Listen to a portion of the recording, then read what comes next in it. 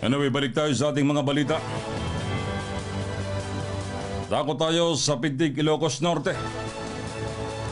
Iba't ibang deficiencies sa accounts payable ng Pidig Local Government Unit na silip ng COA.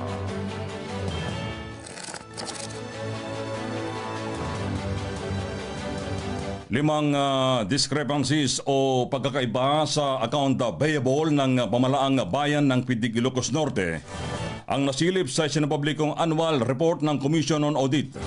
Pumapalo ng higit 10 milyong piso ang kailangan ipaliwanag ng bayan. Kabilang ang misclassified items na nakakalaga ng 4.56 million, 3.27 million payables without the valid claims, 1.4 million hindi nakansilang dormant accounts at negative subsidiary ledgers na abot ng hanggang 672,868.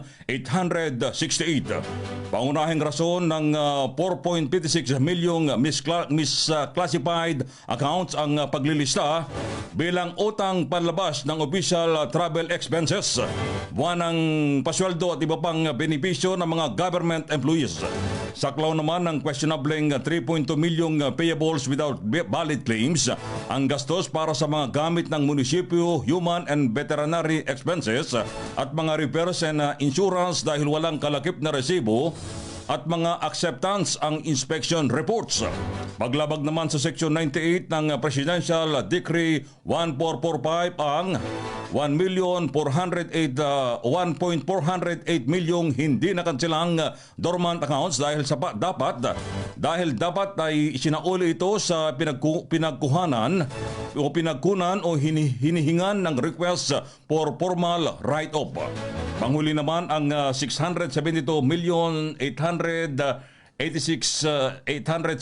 na negative subsidiary ledgers dahil alinsunod sa BIR Revenue Circular 10-2018.